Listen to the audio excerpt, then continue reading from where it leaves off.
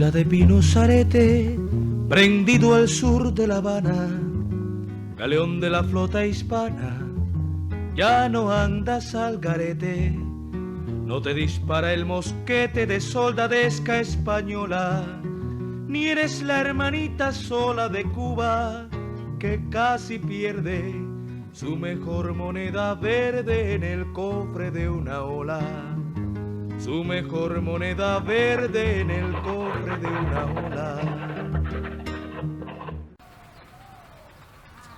El 31 de diciembre de 1960, Fidel espera el nuevo año en la Ciudad Libertad. Sería el año de la educación. Iniciaba así oficialmente el 1 de enero de 1961 la campaña de alfabetización en Cuba.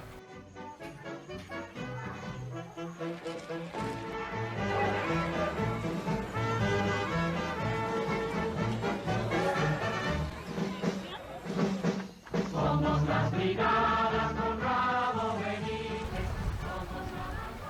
A pesar de la difícil situación que se cernía sobre Cuba, incluso con amenaza de invasión, la campaña no se detuvo. Los jóvenes brigadistas seguían llevando la luz de la verdad a cientos de personas en intrincados parajes de nuestra geografía nacional.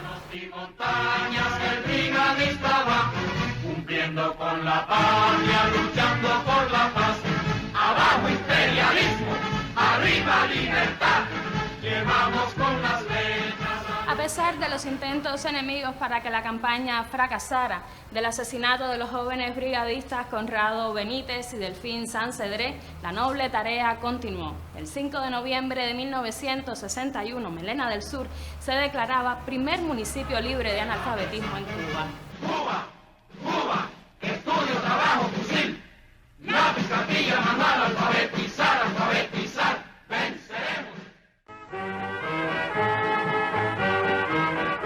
El 22 de diciembre de 1961, Fidel declara a Cuba libre de analfabetismo. Más de 700.000 cubanos habían aprendido a leer y escribir y colocaba a esta nación entre los países con más bajos índices de iletrados.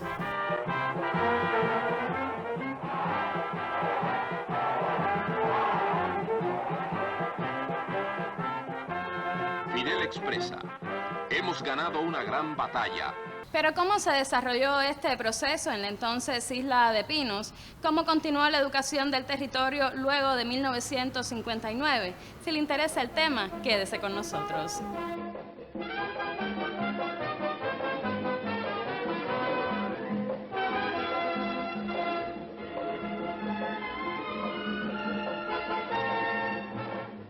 El 13 de diciembre de 1960 llegaban a la isla los miembros de la campaña de alfabetización para los preparativos aquí de tan noble tarea.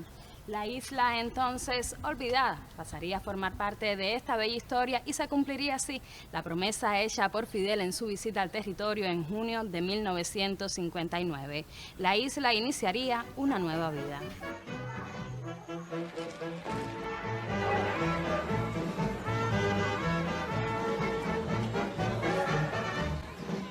Y ya junto a nosotros el profesor universitario e historiador Roberto Unger Pérez. Buenas tardes, profesor. Buenas tardes.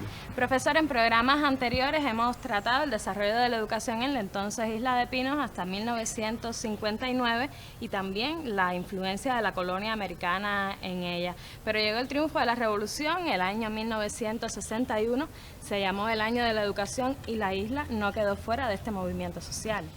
Yo pienso que si un periodo y una actividad le dan relevancia a la historia de Cuba y particularmente de la isla, es relacionado con la educación y la campaña de alfabetización. La campaña de alfabetización marcó en la práctica la diferencia del nuevo tipo de régimen socioeconómico que realmente se estaba materializando en Cuba y que explicaba de manera inmediata la voluntad, la inclusión social.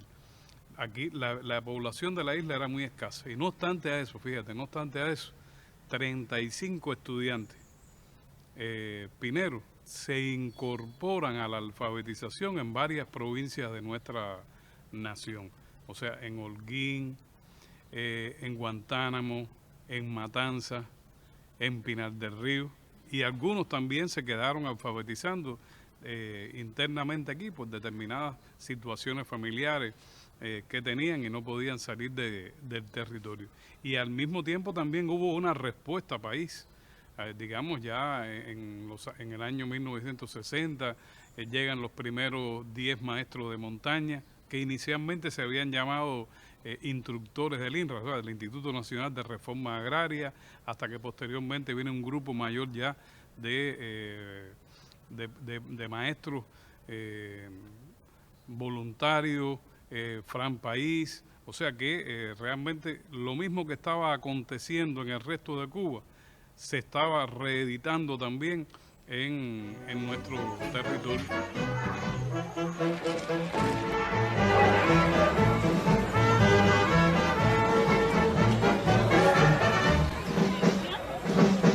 Somos las brigadas Conrado. Eso era muy importante porque a pesar de que la isla en relación con la cantidad de habitantes que tenía un número importante de instituciones escolares, siempre y sobre todo ya a finales de la década del 50, el problema principal estaba relacionado con la escasez de maestros. Y al mismo tiempo la misma dinámica social. Muchas personas, sobre todo los niños, tenían que vincularse a actividades laborales con sus padres para poder ayudar a la manutención de la familia y quedaron analfabetos.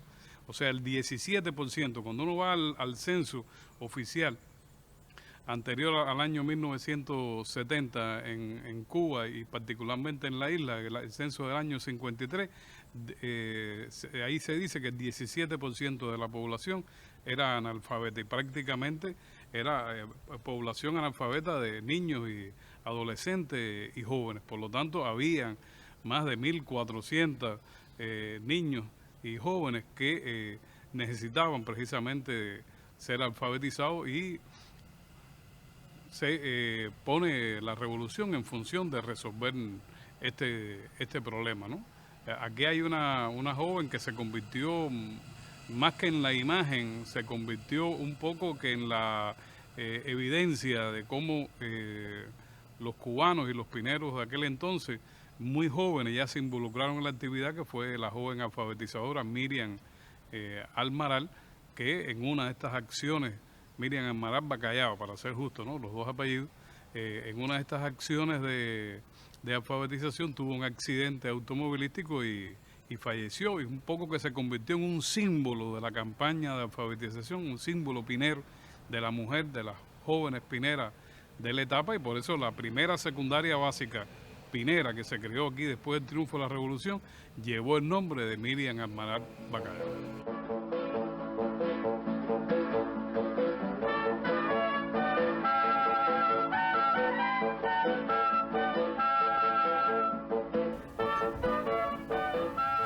Profesor, y un tema importante saliendo ya de la campaña de alfabetización fueron los internados que permitían que también la población se incorporara a las labores y que pudiéramos decir que fue un giro en lo que hasta ese momento se tenía aquí en el territorio. Sí, fue muy importante porque uno de los objetivos era estimular el desarrollo de la población en este lugar para promover un grupo importante de actividades. Te puedo decir que en casi 10 años la población creció en unos 52.000 habitantes. Entonces, evidentemente, eso había que darle una respuesta no solamente a las exigencias del desarrollo económico, sino a la misma ley migratoria que se estaba encauzando, atrayendo a muchas personas jóvenes, y al mismo tiempo el reflejo que tenía eso también en la natalidad. Y por lo tanto era importante promover ese tipo de institución escolar. Y digamos, se promueven internados, sobre todo que eran concentrados de sexto grado o internados que cubrían toda la primera enseñanza de primero a sexto grado. Finalmente la única secundaria básica que había aquí y que llevaba el nombre de Miriam Almaral y que se encontraba en lo que anteriormente había sido la Escuela Primaria Superior Evangelina Cosío, donde hoy radica el semi-internado Josué País, la secundaria que había ahí, se traslada entonces para la de Majagua, que se conocía como la Escuela de Cabo, y realmente allí ya se logra concentrar a más de 230 jóvenes, niñas y varones que se encontraban en ese nivel académico. Eso fue un paso muy importante. También, digamos, estaba un internado Forjadores de Futuro que se conocía como Pino Alto, que se convirtió en un concentrado de estudiantes de sexto grado. Ya se convirtió en una condición que la primaria se hacía de primero a quinto grado semi-interno, y los que estaban en sexto grado ya como una preparatoria, como un gran concentrado para la secundaria, lo hicieran en este tipo de instituciones. Habían también otros, digamos, en la zona del Guayabo, en la zona que se conoce hoy como el Mesón. O sea, había, y uno de los más emblemáticos, porque le daba respuesta directa a los estudiantes, sobre todo de Nueva Gerona, fue el que se crea en Asiento Viejo, lo que el internado 13 de marzo. Y en este internado de primaria 13 de marzo hay una matrícula de más de 500 alumnos. En instituciones como esta son atendidos y educados los hijos de los trabajadores de la Isla de la Juventud.